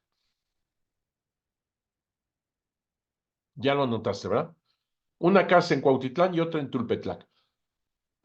Cuando se casa con María Lucía en 1528, perdón, 24, a esas alturas cuando fueron bautizados, se casa con María Lucía, que seguramente ya estaba casado con ella en la cultura indígena, por supuesto. Recordemos que Juan Diego tendría unos 50 años, ¿eh? Entonces, se va a vivir con María Lucía a Tulpetlac, sin olvidar su casa de Cuautitlán. Por eso en plural, casas. Tiene esas dos partes, esas dos casas. En Tulpetlac también se hace una ermita y también de mediados del siglo XVI, 1548. Así que también hay vestigios arqueológicos que hay que ver. Las famosísimas, como ya te he dicho, informaciones jurídicas de 1666 también son importantes y alguno por ahí me discutirá. Ya, eso es del siglo XVII, padre, ¿no? Es después de lo que publica Miguel Sánchez en 1648, después de lo que publica Luis Lasso de la Vega en 1649. Sí, sí, es posterior. Pero te voy a decir una cosa, fueron entrevistados indígenas y un mestizo algunos de ellos de más de 100 años, 110, 115. Hay un indígena decir tener 85, hay un mestizo tener 80. Son ancianos que te están hablando del siglo XVI, porque nacieron en el siglo XVI. Y mira, que si tienen más de 100 años, 110, 115, imagínate. Y ellos hablan de que mi tía mi abuela, mi papá, mi mamá, nos hablaban y nos llevaban de la mano a donde vivía Juan Diego. ¿Qué tal? Así que son testimonios del siglo XVI. Son testimonios obtenidos en 1666, pero todos ellos hablan de testimonios de lo que vivieron en el siglo XVI. La gran conversión que nunca se ha dado en toda la historia de la iglesia también tiene que ser ponderado, porque fue una conversión como nunca antes se ha dado en toda la historia de la iglesia. Y nada más un dato para que ahorita, por lo menos como síntesis, lo tengamos en cuenta.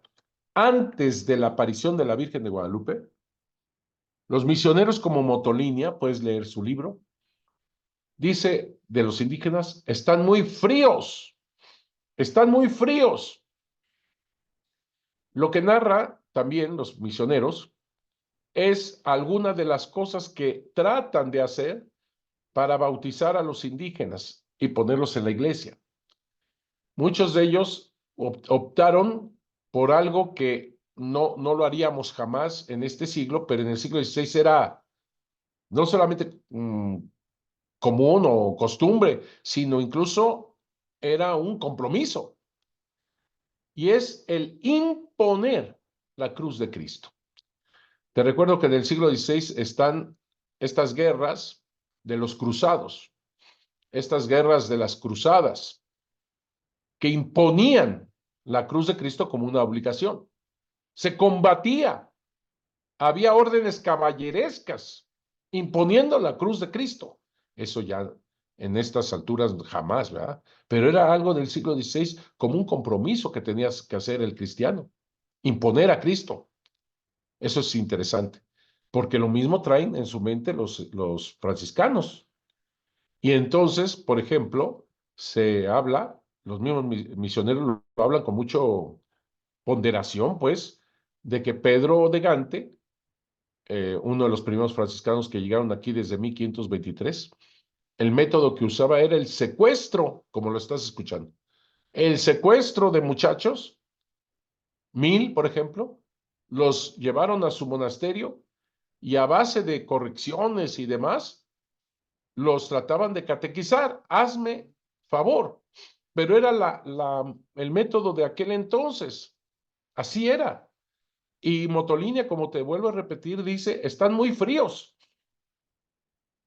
Ciertamente, el bautismo fue un sacramento que para los aliados de los españoles formaba parte del rito de ser alianza. No les costaba, digamos así, tanto el poner su cabecita y ser bautizados. Pero cuando se trataba de otros sacramentos como el matrimonio, ahí sí, ahí sí, ahí sí no. ¿Por qué? Porque los franciscanos no iban a tolerar que tuvieran muchas mujeres, como era costumbre entre los indígenas nobles. Así que te casas y te casas con la primera, o sea, la más viejita, la primera. Y las otras no. ¿Tú crees que los indígenas fácilmente iban a hacer eso? Entonces, por eso no entraban a esto. Ese era el método de los franciscanos. Llega la Virgen de Guadalupe, hay una conversión que son los franciscanos quienes son los que se asustan, y así lo dicen, ¿eh? Es un susto. ¿Cómo? No compeliéndolos nadie, van a buscar a su primera mujer para que no se les niegue el bautismo.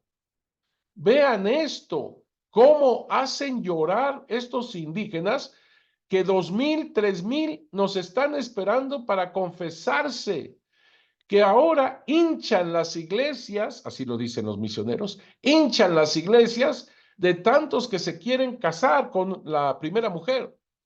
¿Cómo es posible que un fin de semana se hayan bautizado cerca de 14,000 fin de semana? Te voy a decir una cosa, actualmente estamos, pues yo creo que igual o más asustados. ¿Por qué?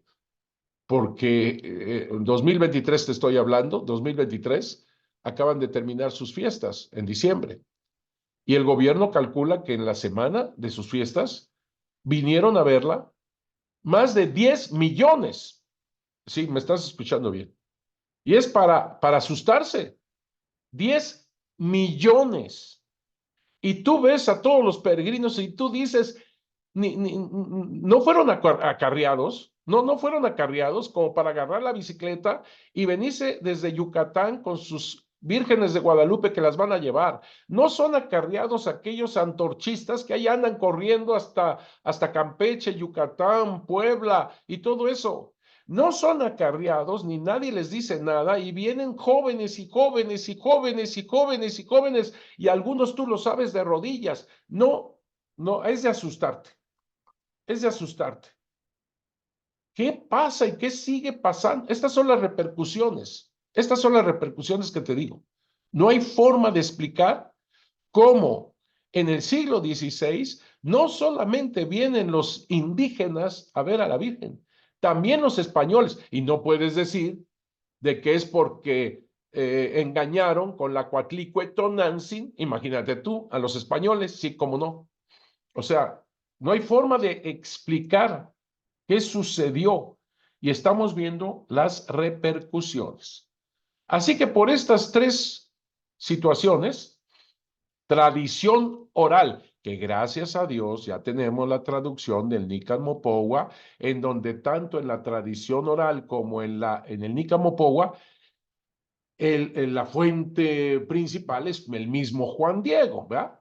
Es el mismo Juan Diego, son muy importantes, pero muy importante el Nican Mopohua porque precisamente no se perdió exactamente las palabras, porque incluso se conservaron en náhuatl las palabras que se vertieron en ese momento y que ahora tienen un significado todavía más fuerte y potente porque tú vas viendo cómo en náhuatl no solamente son traducciones de palabras, sino de conceptos y profundizas el concepto de una manera impresionante.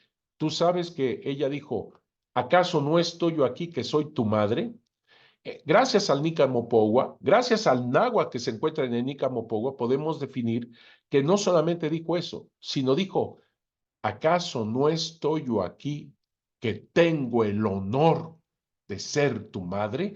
Eso dice la Virgen de Guadalupe, gracias al náhuatl que se conserva en el Nican Mopohua.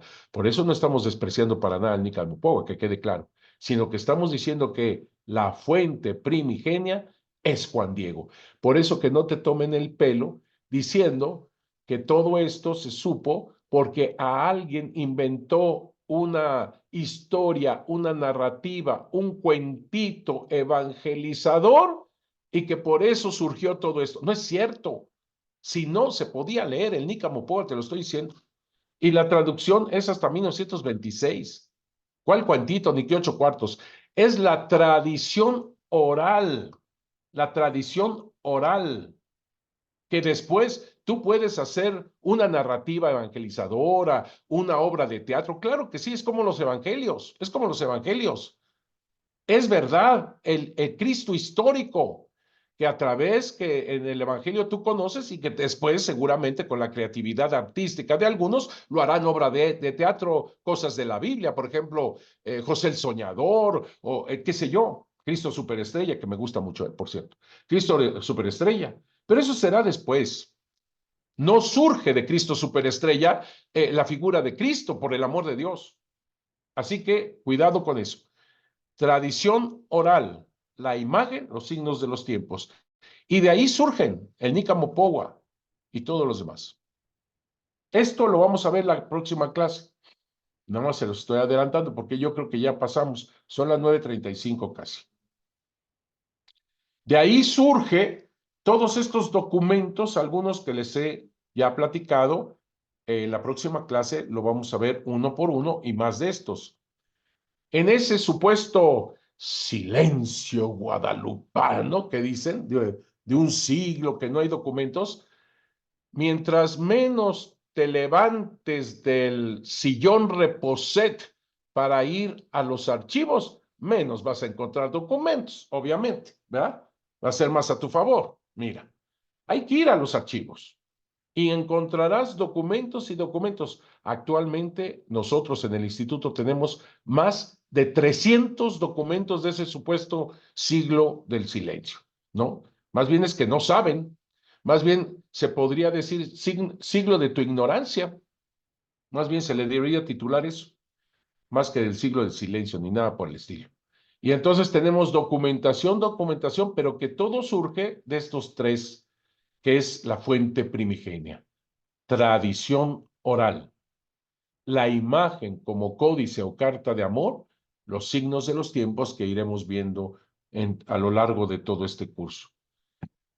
Creo que ya se terminó o yo estoy mal. Creo que va a haber preguntas o a ver qué hacemos. Sí, Padre Chévez. Bueno, muy interesante todo lo que, la introducción y el contexto de el Nícal Mopogua. Creo que es muy importante poner de relieve quién fue Antonio Valeriano. Es un joven que entró, ahora sí que de 16 años, como usted nos dijo, al Colegio de la Santa Cruz, tomó una formación con maestros humanistas excelentes de la época, como Fray Bernardino de Sahagún, y usted de seguro puede mencionar otros más. El mismo Fray Juan de Zumárraga. También fue y de hecho Antonio Valeriano tuvo esa relación directa con Fray Juan de Zumárraga, con Juan Diego, con digamos, Así con los es, protagonistas, y precisamente así por es. eso él pudo pasear en el Nícar Mopogua datos tan precisos. Exacto, exacto. No dudo, no dudo. Ay, ¿sí te veo? Bueno, Sí, bueno. yo lo Ah, veo y también, no ok. sé si... Ah, sí, sí, sí. Es que aquí me pasó una screen, no sé qué.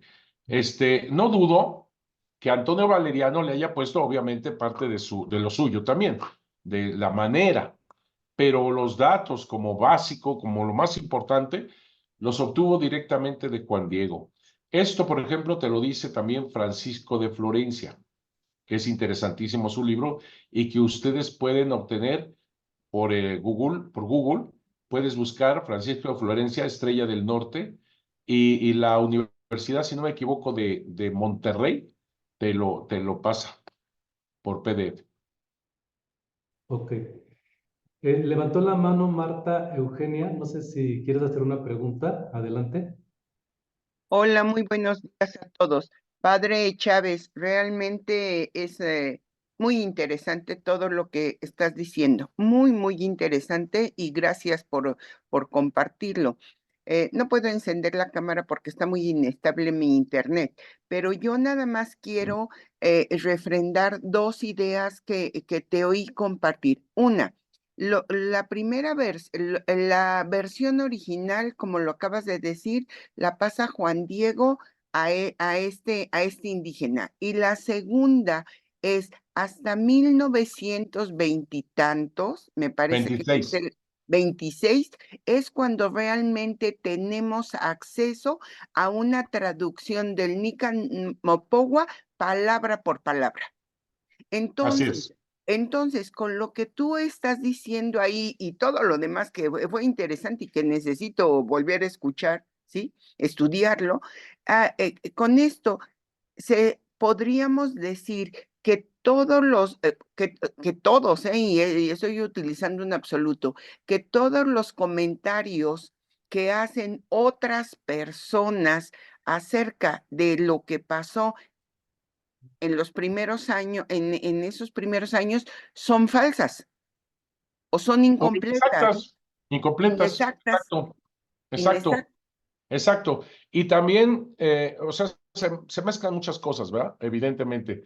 Hay inexactitud, hay algunos que realmente lo hacen de mala voluntad. Por ejemplo, había un padrecito, no digo el nombre porque allá en el cielo se me va a desbordar, pero había un padrecito que llegó al Vaticano a decirles que no había ningún estudio en todos estos siglos sobre la Virgen de Guadalupe. Así con un cinismo impresionante, ¿verdad? Y fue cuando hice una bibliografía obteniendo más de 3,355 títulos. O sea, eso que dijo y que alteró allá mucho, porque pues no tenían idea y supuestamente este padrecito tenía que ser, les estaba diciendo supuestamente la verdad, pues lógicamente se desconcertaron, ¿verdad? hasta que vieron este desarrollo de toda esta bibliografía y se quedaron, pretendieron tomarnos el pelo. Así fue la respuesta, ¿verdad? Entonces, sí hay gente que también le añade de lo suyo malamente. Hay otros que se afanan a descubrir la verdad y simplemente están incompletos o erróneos en tal o cual, pero no pueden decir algo semejante sin pruebas. Ahora, algo de lo que yo estaba diciendo y que quedó un poquito incompleto, es que gracias a todo lo que fue la postulación de la causa de canonización de San Juan Diego, se fue unificando, comprobando qué cosas se dicen solamente y que se han mezclado cosas que no son ciertas con la verdad. Y no estoy hablando de gente antiguadalupana, ¿eh? Estoy hablando también de gente súper guadalupana, pero que le aumenta cosas que no son ciertas. Por ejemplo, que la imagen está flotando. No es cierto, no está flotando. Y te lo puedo comprobar.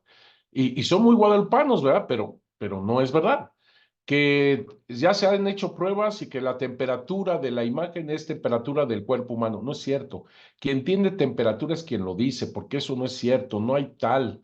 Que se le pone una luz en los ojos y la pupila se dilata. No es cierto, están malinterpretando una información de un oftalmólogo quien poniéndole una luz a los ojos vio que alguna parte era opaca y otra brillante como los ojos humanos. Eso es todo, pero no esto. En fin, a lo que te quiero decir es que no solamente pensemos en que sean gente en contra, sino a veces son gente muy guadalupana, pero que también está equivocada en tal o cual dato.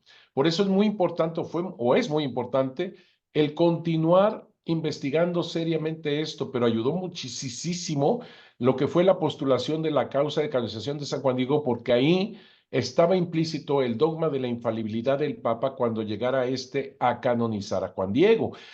Por eso pasamos por un montón de pruebas, de grupos, de eminencias, de catedráticos, de analizando todo, documento tras documento. Y si teníamos duda de alguno, mejor ni lo declarábamos para que no hubiera problema y ver todavía algo más. Por ejemplo, que hay una información de Fray Juan de Zumárraga, porque hay dos pistas que se tienen. Una donde se habla, Miguel Sánchez habla de que escuchó a un padre, que escuchó a otro padre, aldeán, que vio al obispo, 1601, 1602, leyendo la información de Fray Juan de Zumárraga. O la otra pista, de que Pedro Pérez de Mezquía, que llegó de Victoria, que leyó la información de Fray Juan de Zumárraga, que volvió y se quemó el archivo, etcétera, etcétera. Y yo les digo, no se puede hablar de un informe de Zumárraga hasta no tenerlo en la mano. Son dos pistas que hay que investigar, pero hasta ahí. Entonces tenemos que ir poco a poquito y con mucha prudencia lo que sí es verdad, lo que es una buena hipótesis, no comprobada todavía, y lo que es mentira, lo que no está bien. Entonces, sí es muy importante el darle seguimiento a esto con la convergencia de las fuentes. Muchas gracias. Gracias, Marta Eugenia. Además, lo que estás mostrando aquí está muy bonito con esa mariposa. Gracias. Muchas gracias. Gracias, padre. Muchas gracias.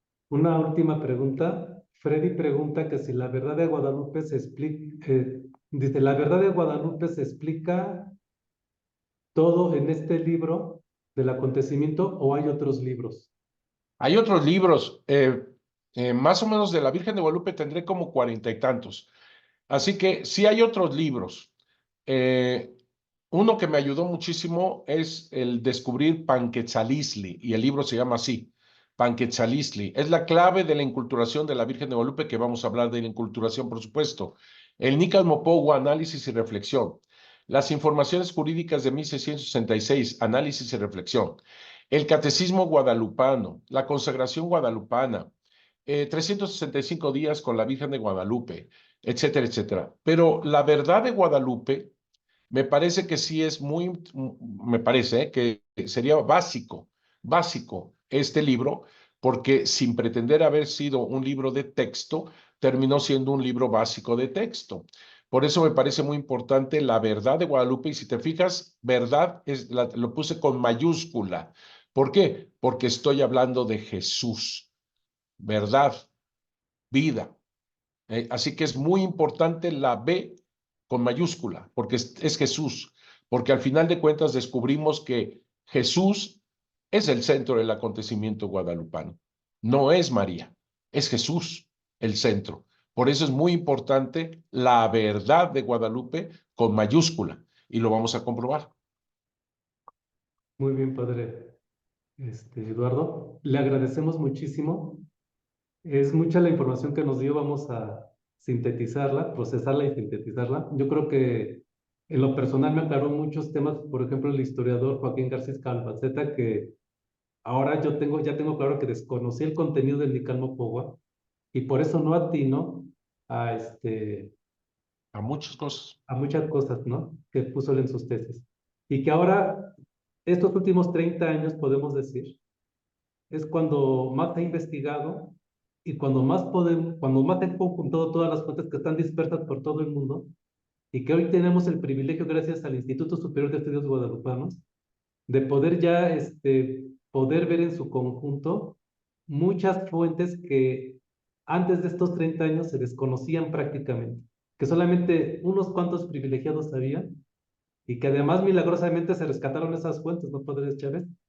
Sí, sí, sí, sí, definitivamente, y más, por ejemplo, no sabíamos nada, ni siquiera en el momento de la canonización de San Juan Diego, de Panquetzalistli, por ejemplo. No, es algo impresionante la inculturación guadalupana.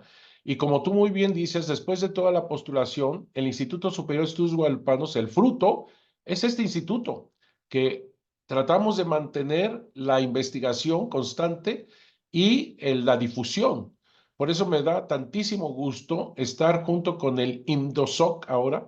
Lo digo de corazón, no porque estés aquí enfrente, pero sí, me da muchísimo gusto el poder tener esta gama de gente, esta gama de cosas, de culturas, de maneras de pensar maravilloso, porque por lo menos se motiva esto y sobre todo en el marco de los 500 años que ya están cerquísima, que veo que todos van a estar en esos 500 años, veo a pura gente joven. Esos 8 años se va a ir rapidísimo. De hecho, el año pasado se fue rapidísimo. Ahorita, gracias a Dios, ya estamos en Y que Dios nos preste la vida, Padre Eduardo. Contamos con usted los siguientes para seguir profundizando porque faltan muchísimos temas que tratar. Y le agradecemos mucho que nos prefiera y que esté con nosotros. Gracias a ustedes, que Dios los bendiga mucho, de verdad es un gozo, un gran amor, que Dios los bendiga mucho desde el Tepeyac, Gracias, Padre. que Dios los bendiga, cuídense mucho. Nos vemos para la próxima clase. Igual, Gracias, hasta luego. Gracias a todas y todos por su asistencia y estamos ahí en contacto por el WhatsApp y también por la página voy a subir el resumen de la clase de hoy y el video. Hasta pronto. Nos vemos, Adela, nos vemos, Nancy, nos vemos, Gabriela, nos vemos, Marco, nos vemos, Aciela. Nos vemos. Yuyis, nos vemos. Te vi muy concentrada. Nos Muchas vemos. gracias, Padre. Dios lo bendiga. Trinidad. Nos vemos, Salomé. Nos vemos. Nos vemos, Gracias, Patricia. Padre. Nos vemos, Salomé. Nos vemos, Yasmín.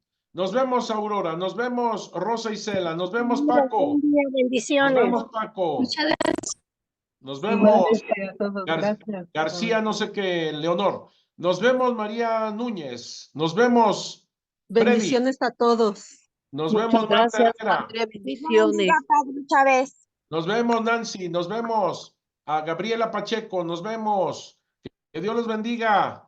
Cuídense Gracias. mucho. Estén por mí. Gracias, Padre. Gracias, hasta luego. Nos vemos, Miguel. Hasta luego, Padre. Bendiciones. Gracias a todos. Adiós. Hasta pronto, adiós.